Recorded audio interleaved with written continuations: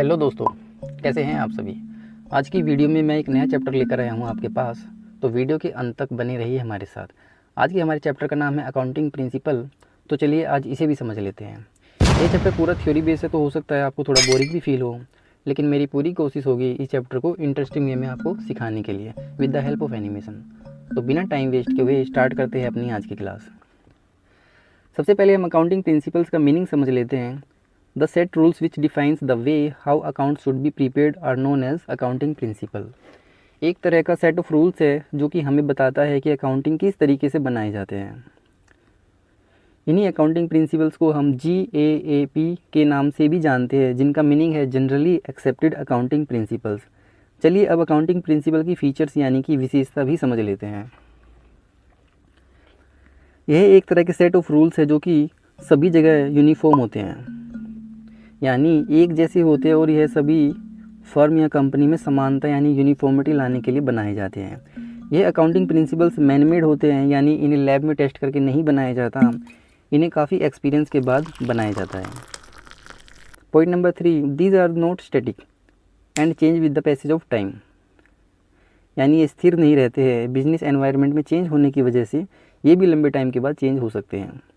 Accounting principles को basically दो category में डिवाइड किया गया है। एक है अकाउंटिंग कॉन्सेप्ट्स, जिनको हम एजम्पशन भी कहते हैं, और जबकि दूसरी कैटेगरी का नाम है खुद अकाउंटिंग प्रिंसिपल्स। ये दोनों कैटेगरी काफ़ी इंपॉर्टेंट है एग्जामिनेशन के पॉइंट ऑफ व्यू से, सो इन्हें मिस करने की मिस्टेक आप बिल्कुल भी मत कीजिएगा। अकाउंटिंग कॉन्सेप्ट, जिन्हें हम एजम्पशन भी कहते हैं, इनके अंदर हम 3 चीज़ें पढ़ेंगे: गोइंग कंसर्न, कंसिस्टेंसी, और लास्ट में हम पढ़ेंगे एक्रूअल कॉन्सेप्ट्स के बारे में।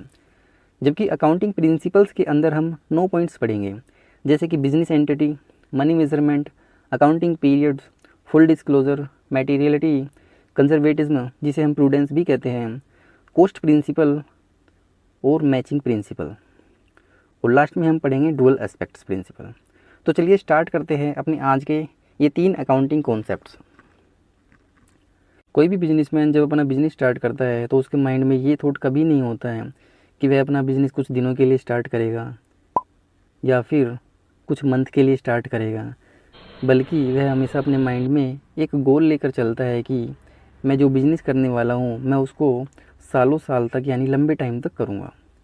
यही चीज़ें गोइंग कंसर्न के अंडर आती हैं। जब एक बिजनेसमैन अपना बिजनेस लॉन्ग टर्म में रन करने के इंटेंशन से बिज़नेस स्टार्ट करता है, वह हमेशा अपने पॉजिटिव माइंड से यही सोचता है कि मेरा बिज़नेस फ्यूचर में चलता ही जाएगा। कोई भी बिजनेसमैन ये कभी नहीं चाहेगा कि वह अपना बिजनेस स्टार्ट करने के कुछ दिनों या कुछ हफ्तों तक काम करने के बाद उसको क्लोज़ कर दे। बिजनेस या कंपनी काफ़ी सालों तक चलती रहती है। इसी लॉन्ग टर्म के बेसिस पर बिजनेसमैन को बैंक से लोन भी ईजिली मिल जाता है, लेकिन इसके लिए तो मार्केट में टिके रहना काफ़ी ज़रूरी होता है।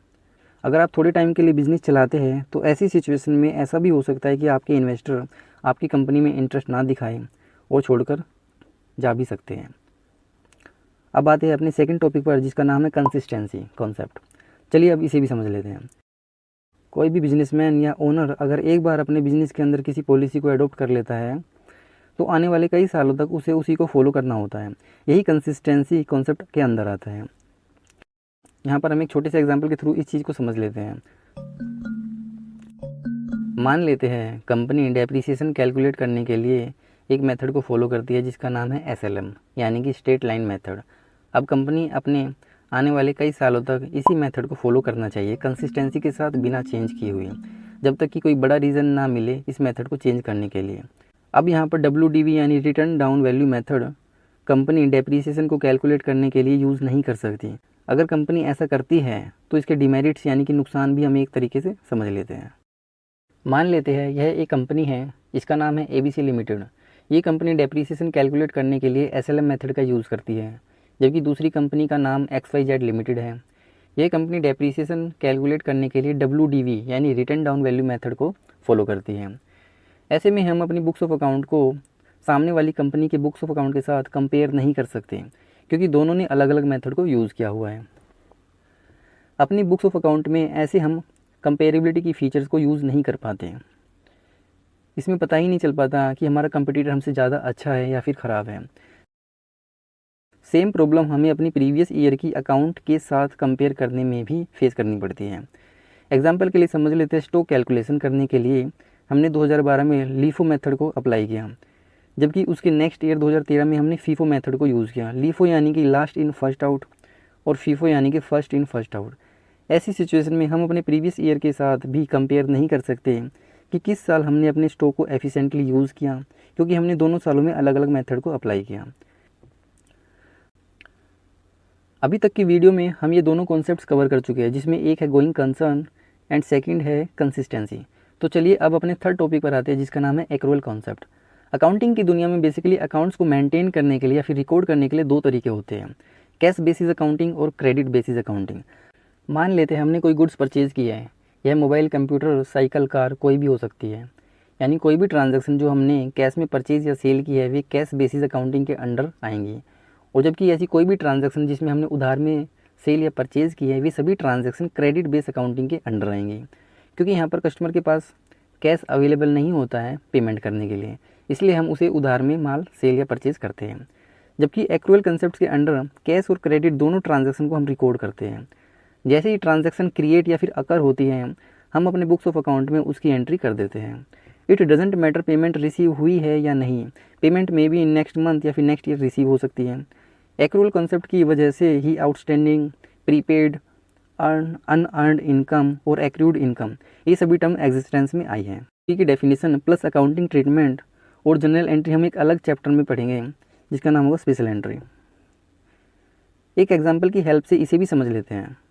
ड्यूरिंग द ईयर हमने अपने ऑफिस स्टाफ की 1 लाख की सैलरी पे की और ईयर के एंड में अभी भी 15,000 की सैलरी पेंडिंग है, जो कि अभी तक पे नहीं की गई है। इसकी पेमेंट हम कैश में की है, तो हम इसकी एंट्री इस प्रकार करेंगे, salary account debit to cash account 1 lakh से। जबकि दूसरे पार्ट की भी हम एंट्री करेंगे, भले ही हमने अभी तक पेमेंट की है या फिर नहीं की। मे बी इसकी पेमेंट फ्यूचर में करेंगे, लेकिन अपनी बुक्स ऑफ अकाउंट में इसकी एंट्री आज ही करेंगे।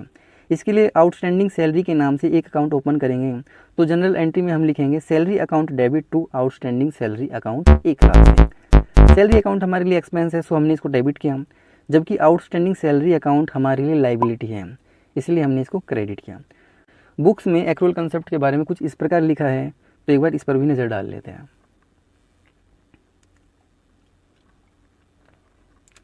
तो कैसी लगी आपको हमारी वीडियो कमेंट सेक्शन में ज़रूर बताएं। ऐसी ही और इंटरेस्टिंग वीडियो पाने के लिए हमारे चैनल को सब्सक्राइब जरूर करें। तो मिलते हैं नेक्स्ट वीडियो में विद न्यू टॉपिक, तब तक के लिए बाय।